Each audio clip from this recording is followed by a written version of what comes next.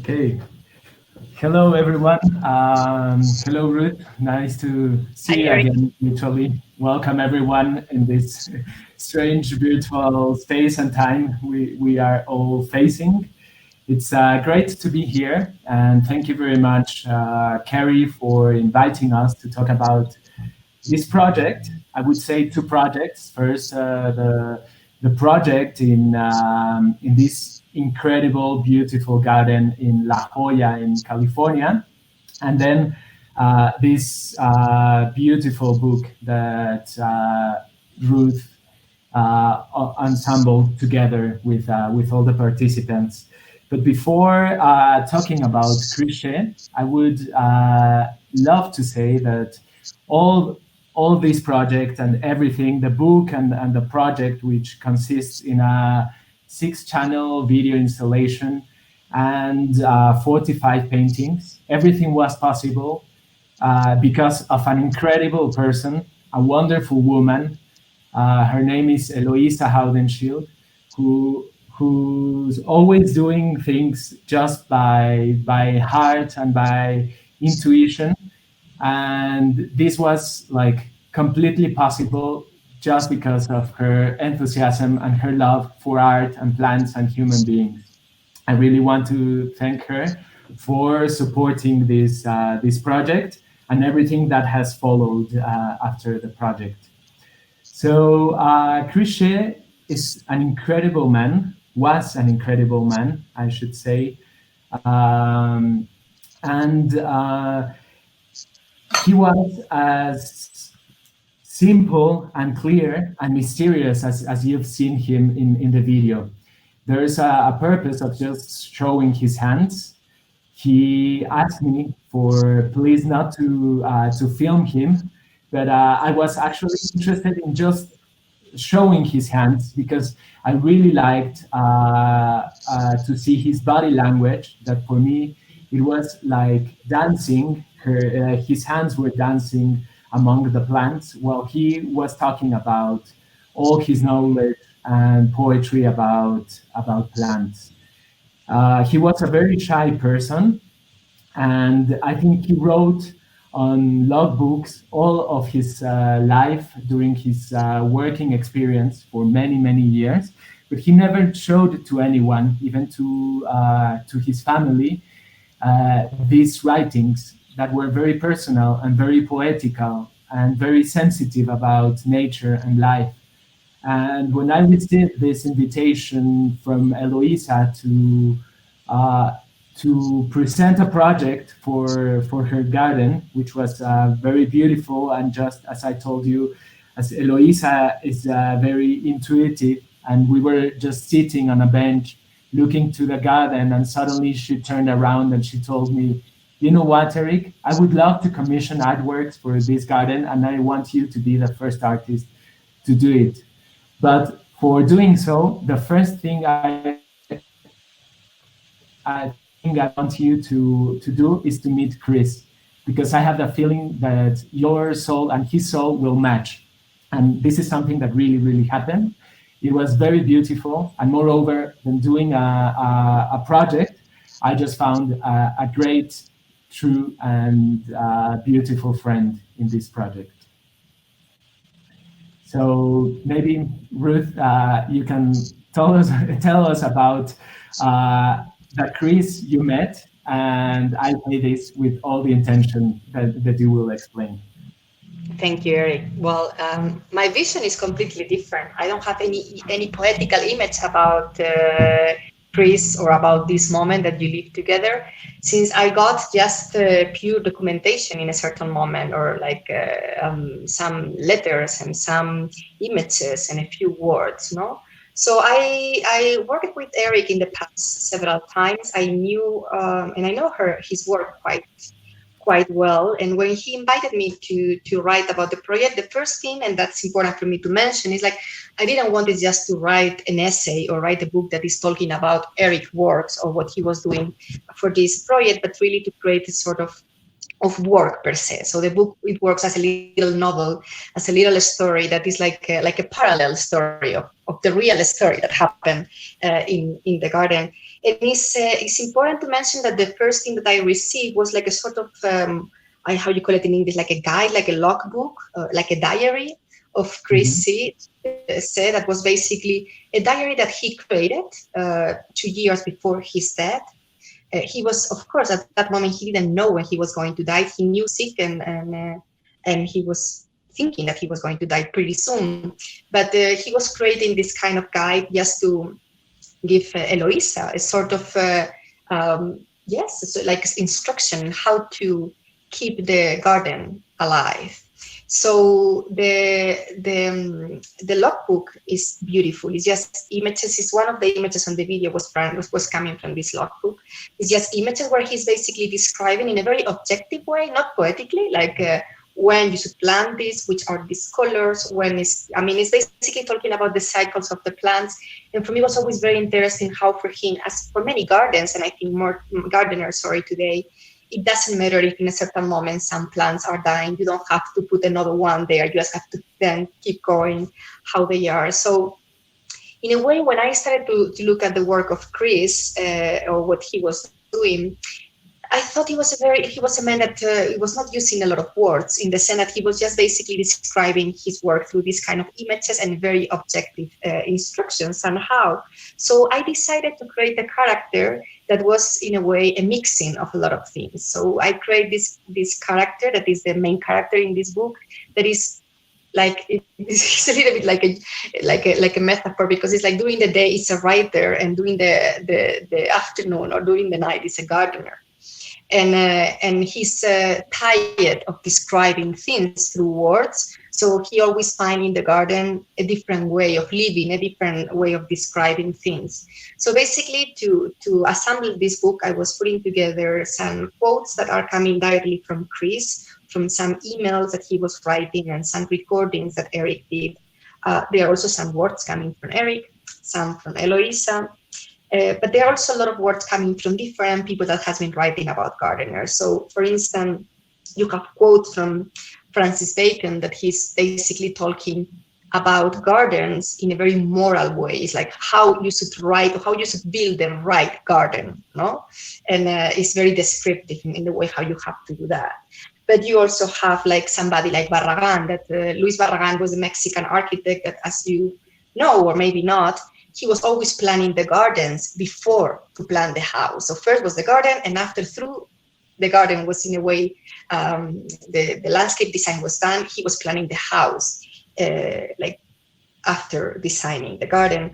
Or you have, of course, and that was a very good inspiration, because I was able to meet him a few summers ago, like Piet Oudolf, who is a gardener that did the High Line in New York and other amazing gardens in the past few years. I had the opportunity to talk with him in the past, and he somehow, even with a lot of difference and in a different way, he was pretty close to, in the way how he understands gardens, pretty close to Chris also. And I also included, of course, like some articles from newspapers from the 60s, the 80s, like from the 60s, for instance, I choose an article that is basically talking about the appearance of plastic flowers, no, and how all the restaurants and a lot of people was, at that moment, buying plastic flowers because they were, more, they don't die, so they're cheaper in a way to maintain. So I was basically connecting all these kind of voices, some of them coming from the literature, and other ones coming from kind of more objective way. And all of them are these two characters that I call him C and B. And they are not Erick and Chris. They are just two characters that are a mixing of a lot of voices in a way. I don't know, Erick, if you want to think a little bit, because you were always very impressive that the character that I was creating was pretty similar to Chris, but in a way it's like, for me, was like how to create this character through the absence, no? Like I don't know this person at all, and he didn't have any impact on me as it had on you or Eloisa, of course. I would say that furthermore than the character that you created being similar to the real Chris, I would say that you even got a step further, and you created what I was saying in the video, like his alter ego.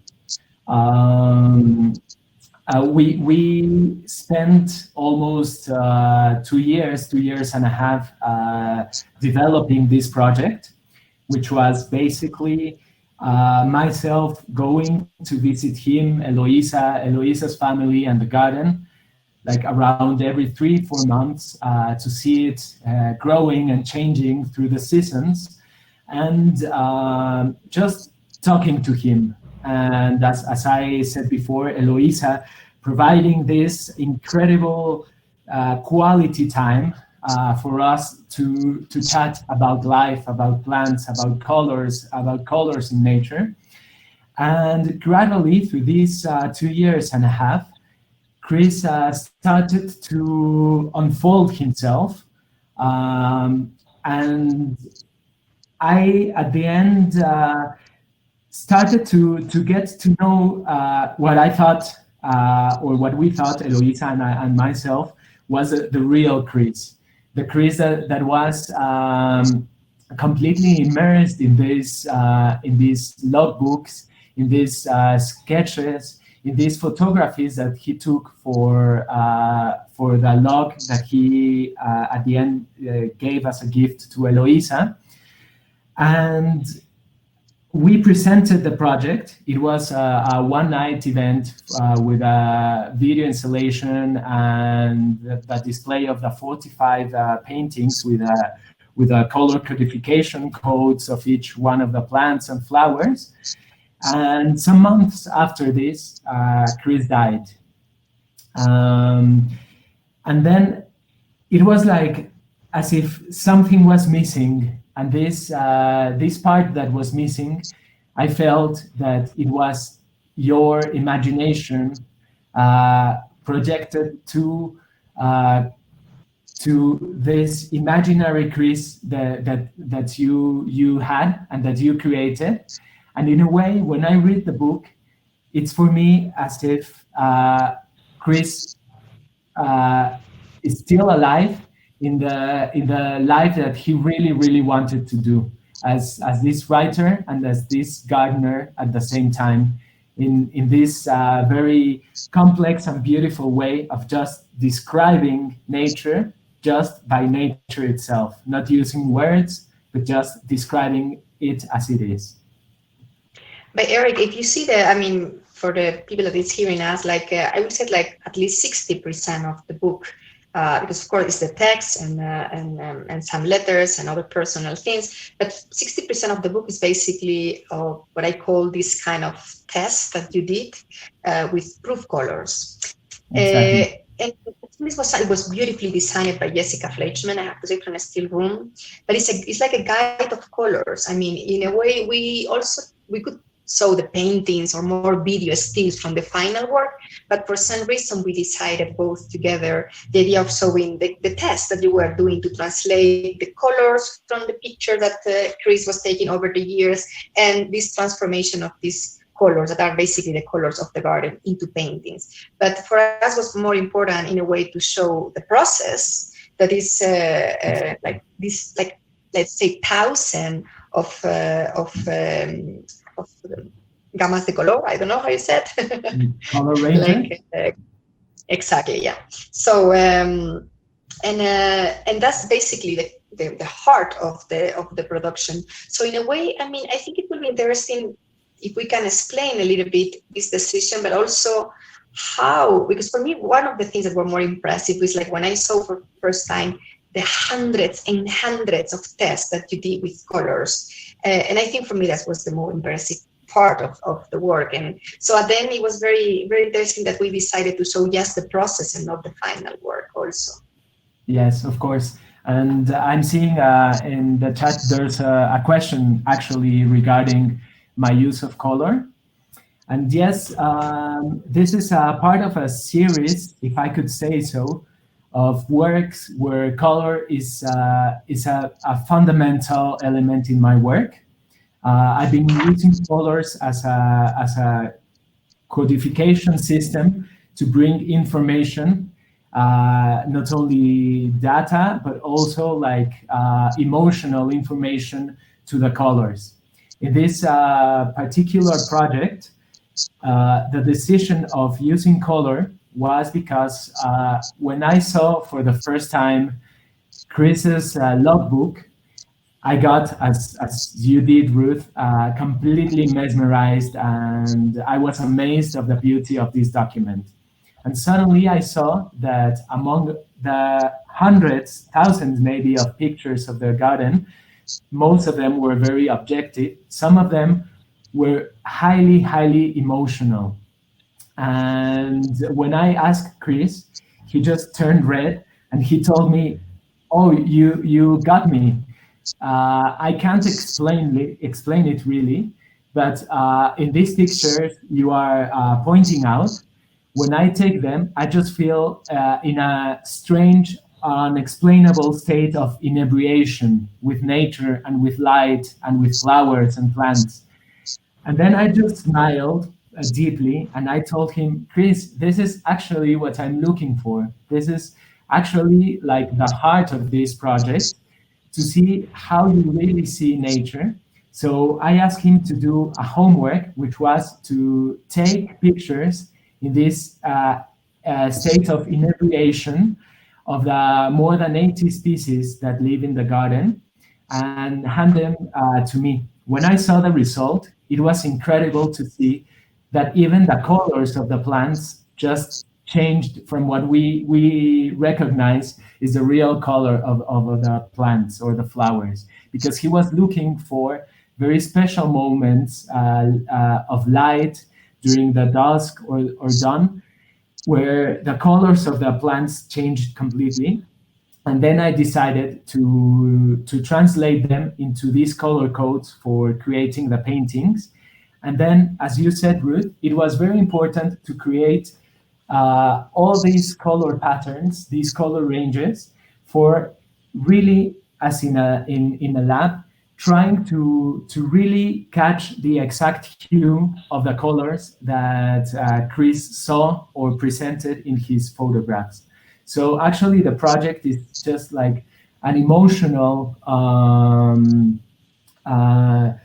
experiment about color and about color in life as a cycle of life and death. And someone is also asking about the work of Otto Nebel.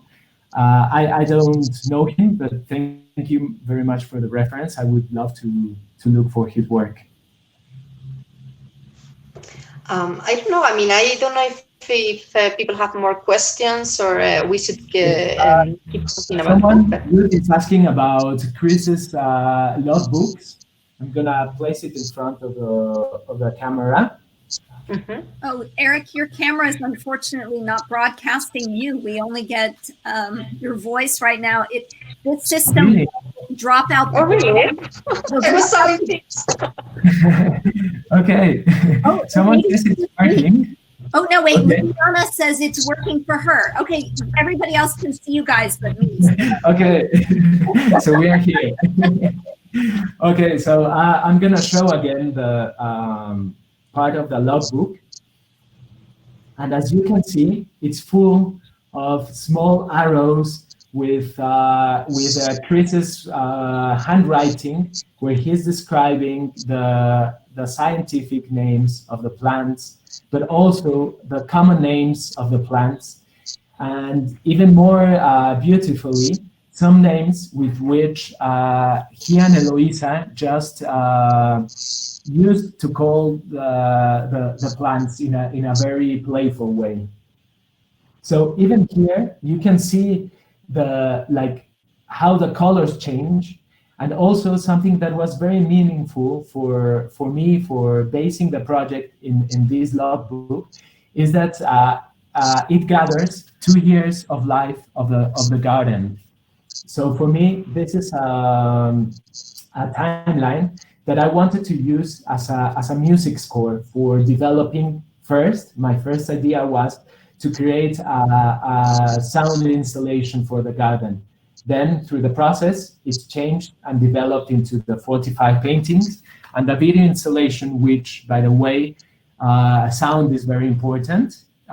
Each one of the 6 screens has a speaker, so you can listen to Chris's words, to the sounds I recorded of the garden, of him walking on top of dried leaves, birds, the wind passing through the leaves, and also there's a music intervention by a Mexican cello player. Her name is Natalia Perez Turner, and she did an amazing work to just work as a link between the nature sounds and Chris's words.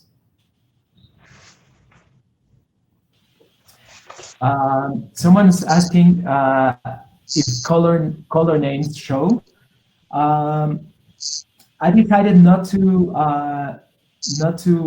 put a name to the colors, except well, I was doing this tests. I don't know if it's on focus or not, but what I did is like to explain the path of the used colors to get to this one, in terms of recreating these colors in the future for creating the paintings. So I was always like referencing the colors, but something that's very important in terms of naming the colors is that the exercise or the proposal that really worked with Chris and that really exploded the project was when I asked him to describe for me the garden just by the colors he was seeing. So first, he sat for many hours, which was a big surprise for myself. I thought this would just last for a couple of minutes. And then he just sat on this bench and he just watched the garden, and he just moved to another dimension, I would say, and he started to describe just the colors. Something super, super beautiful and super moving. And in the video and on the book, you will see this.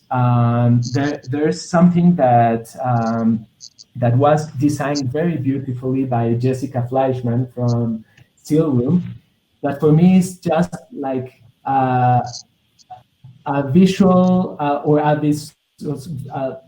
like a visual form of the garden in terms of words.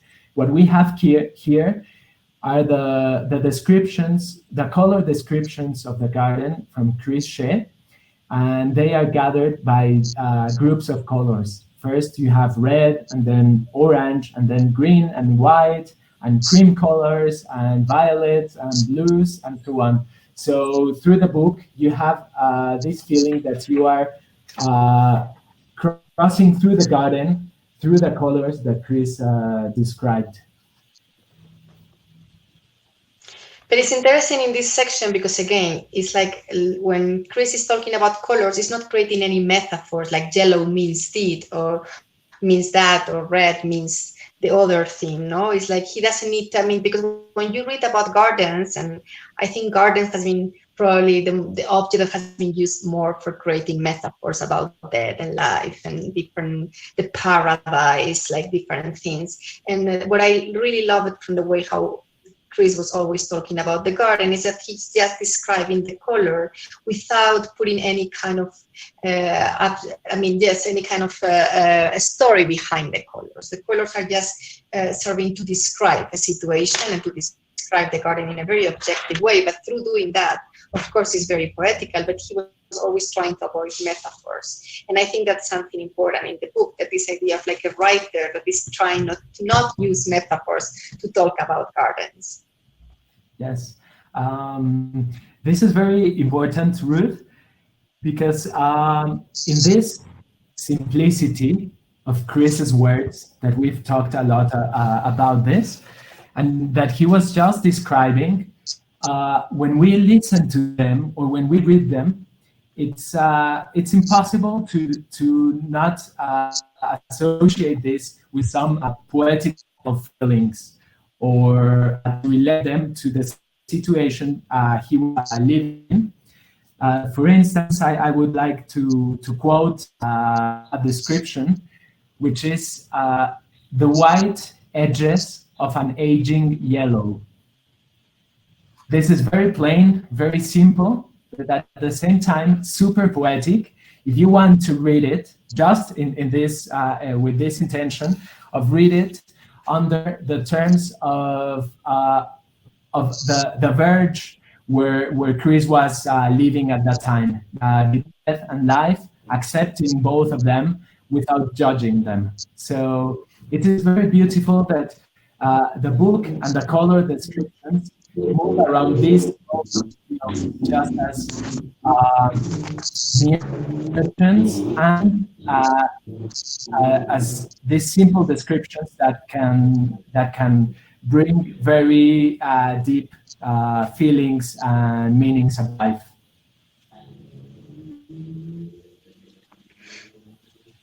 Erick, can you talk a little about the reaction to the project, both in San Diego and then, by Chris's family, and then people who've seen your work in Mexico? Yeah. For instance, it was a great opportunity to show the project, both the video installation and the paintings at Eloisa's garden.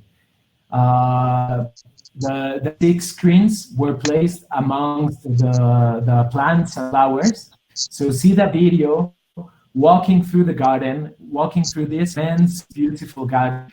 It was really nice, and all the nature sounds that were recorded, that were mixing with the real nature sounds, and the cello playing, and Chris's voice talking from the different sides of the garden, from the different speakers. It was as if being in a concert, as was some of the most beautiful compliments I received during this night of the event. People told me that they just felt they were in a contemporary music concert, which was an honor to me, because in my work, music or sound is also very, very important. But also the paintings, were displayed in a small room in front of the garden. So you could have the real colors of the garden on one side, and on the other end, on the wall, you could see the paintings and the color codes. And this was, but also obviously in a very different way, presented in Mexico in a museum, in Museo Amparo, in a solo show that I have now. And it's also very nice, or it was for me, to see how just by the sound and the rhythm of the words and the sounds of nature, how this garden, San Diego, is evoked or presented in this very neutral space of a museum.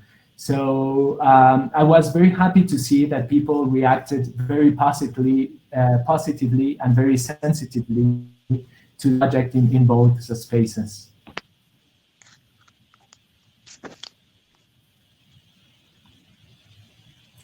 And so I was very taken by this part about the plastic flowers. And I'm wondering if that could be a jumping off point for you and Ruth to talk a little bit about the tension between nature and culture in the book and in the project. Mm-hmm. Yeah. Well, so Ruth, I just want to say something about this. This was something really, really beautiful that Ruth found on an article in the New York Times, which gives a subtitle to the book, which is one of the most poetic titles I've ever read, and that's really, really inspiring me. To even keep on working on this idea of gardens and colors and artificial life and nature. So sorry for the interruption, Ruth. No, but I mean, I think it's in this particular sense, I think something that you can see when you read the book because of this dichotomy between this gardener and this writer at the same time. It's not difference between nature and culture somehow. It's like what the book is also trying to say is like we should stop keeping this difference of between nature and culture, like the man actions are against nature, or nature is against humans. I mean, it's just in the way how it's written, it's like in a way it's like blurring this difference and looking at humans as part of nature. So we can't talk anymore about these two things, and we have to imagine other kind of cosmogonies. Like for instance, of course, like when I think living in Mexico and making also a lot of projects and reading a lot about indigenous cultures where they have completely different cosmogony of how you interpret nature and the landscape. No, that is not this difference between what is like would be the action of people building something, because the garden in a way is like a landscape built by a man. But if you read it in the book, it seems that this garden, this hypothetical garden that is described on the book, is nature itself. Also, it's just it's interesting because I quote Pascual Quiñar, who is a philosopher and a writer also, who in the Albicius, a very beautiful book that I read some years ago, he's talking about a very beautiful idea of the 5 seasons, where it's not winter, it's not the spring, it's not the summer, it's not the autumn. It's just like a lost season that is after the summer, waiting for the autumn, but you never know when this is going to happen. And I think in this sense, the whole book is written in a temporal way. It's like it could be whatever place, whatever time. And in this sense, I always like to think about this book like this, as I was saying before, like this blurring, this idea of between nature. Yeah, and the title that I was referring to, the title that you used, Ruth, to tell is so beautiful. It is At the Mercy of a Fading Flower. So I think, again, with this title, really got into the point and into the heart of the whole project, of this idea of a fading flower, but also facing this as part of the flower and of nature and of a process that's in a continuous cycle, and that it's not like just fearing this idea of a flowering rotting on a vase and then running to buy artificial flowers, but with this idea of understanding and accepting cycles of nature as part of just one whole. Yeah, that's an important topic, I think, that's maybe an ending point for this discussion, considering where we all are in the world right now and trying to cope our best in each of our own ways with the cycles of this virus. I wonder if either of you want to say anything specific about if the book or the project has changed in your mind now that you're home with your little potted plants. I see Ruth has a plant and Erick has several there, but has your relationship to nature since you did this project changed since you've been quarantined? Well, I am very lucky that I have a house with a little garden and with a lot of plants. So I think I'm lucky in this sense that I'm not completely locked in an apartment or in a smaller space. Well, I don't think my way of perceiving this book has changed with the moment. I think for me, the moment that we are living is yes, of course, we have to keep this distance between us. Of course, I am just counting the days to be able to get out and see my friends and everything.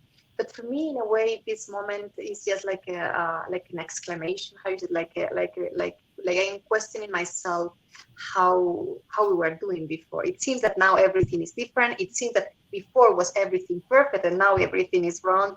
But not, it was wrong very wrong before also, and now we just see things more clear, no, maybe or not, So for me, what I am doing right now, I have 2 kids, and although I have a lot of work, and of course I have many projects here and there, but I'm just trying to live day by day and enjoying things in a different way and taking care of the people that is around me, because I was traveling a lot before. So in this sense, that what I am thinking now is that I am not in a moment of isolation, but really in a moment of recovering a lot of things that I could see before.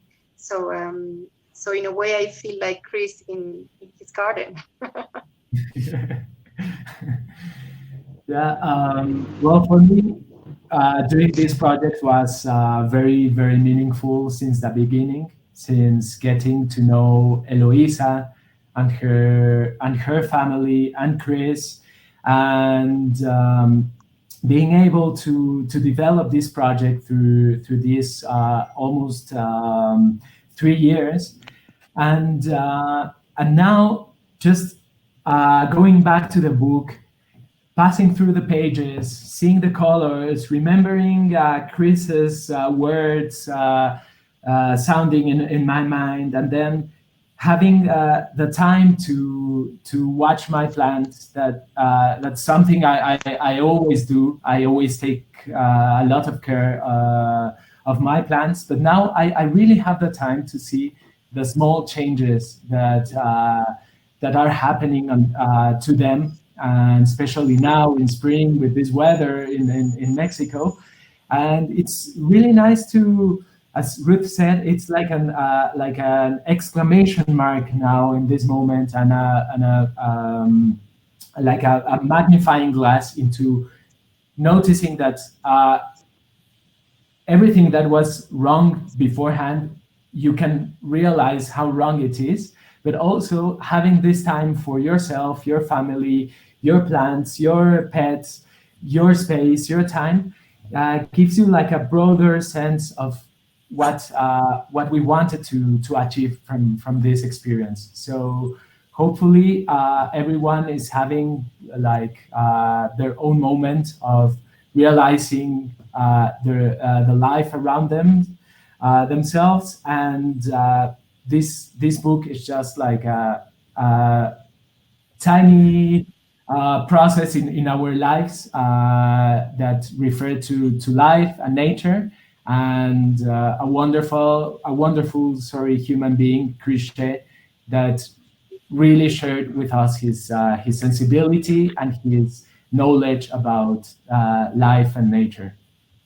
And I want to thank you all, Ruth, Jessica, Eloisa, and Carrie, for working so hard on doing this project. Yes, thank you, Erick. It was such a pleasure. When I was editing this book with you guys this summer, I just fell in love. I fell in love with the whole thing, the cascade of the color names and descriptions. Chris was such an intriguing figure, the mythical figure of a gardener, the way that Ruth wrote his character to be, and then Erick, your work it had so much mystery, and it just kept unfolding and unfolding. And for me, one of the sort of iconic images in the book is where you have all these pallets on plates of glass, and they're all stacked, and they all have color tests on them, and they're just one on top of the other, and it's a view from the top down, and you see this layer and layer and layer of paint, but separated. We usually see it all smushed together on a canvas, and this brought out that element of time for me. I just think it's the most beautiful sculpture. Thank you very much. Yeah, as we said, and especially Ruth pointed it out, this book is more about a process, and it was also for me, and it is on every project I decide to do. Just let things happen, follow my intuition. And for instance, these color palettes you're talking about on glass paints, These were the color palettes I was using, and I was just placing them on a rack for future use when I needed the color number 35 or 13 or 15 or whatever. And suddenly, as you said and you discovered in this image, when I looked through the glasses and I saw that these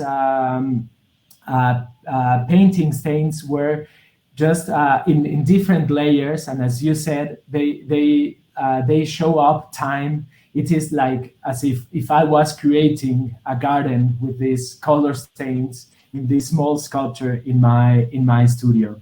So it was very beautiful to realize that, and actually at the end it turned out to be an artwork, a sculpture, as you said. So it was very beautiful to let process live and work by itself, and then just be very observative of what's happening in this process, and then try to bring it into life.